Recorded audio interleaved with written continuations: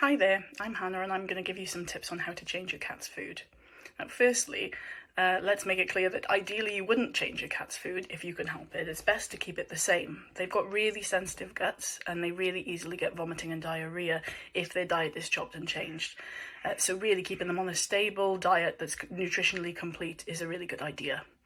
But what if you have to change their diet, say for medical reasons, if they need a prescription diet for liver or kidney disease or hypothyroidism? Obviously there's a few other examples as well. Or maybe the vet has recommended a diet to keep their teeth nice and healthy or to help them lose weight. Or maybe it's nothing to do with veterinary advice. Maybe you want to change them onto a premium cat food, or they've just turned their nose up and got a bit fussy with the diet they're currently eating.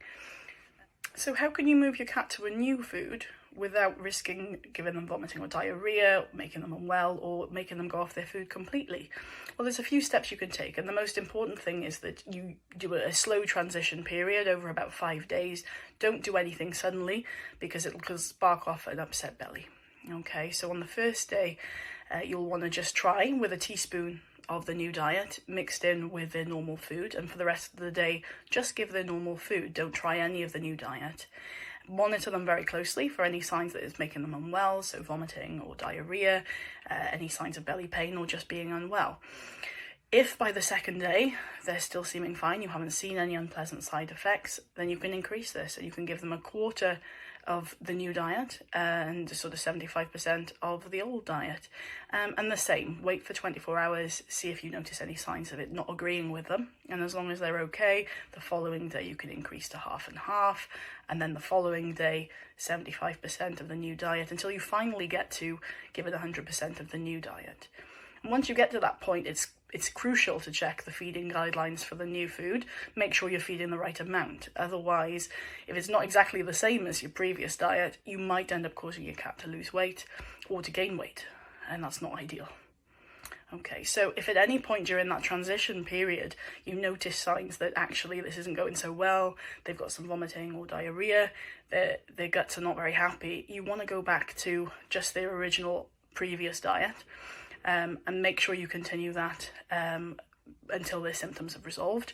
I wouldn't then start the transition again for at least a week once the symptoms are gone. You can even then, when you restart, spend a little bit longer on each stage. So do 2 days with a teaspoon, 2 days with a quarter of the new food, and so on. So it's even more gradual and less likely to shock the guts into getting upset. Okay, and if after 48 hours of going back to that previous diet, the symptoms haven't settled down, then you really want to speak to your vet and make sure that everything's okay. All right, so hopefully if these tips have been helpful and you're planning on changing your cat's diet, you'll find that everything goes smoothly. If they're particularly fussy, they might not like the new diet that you've chosen for them. And if that's the case, I mean, if it's a prescription diet, you'll want to speak to your vet, but if it's not, you could use the same process of just sort of a gradual transition to choose a different diet. Maybe if they didn't like chicken or beef, then you could choose something fishy, or vice versa, choose something meat-based if they've turned their nose up at salmon or tuna.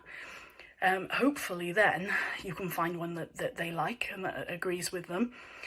Fingers crossed you found these tips useful, okay, and in no time your cat will be eating that new diet. Fantastic. Good luck and see you next time.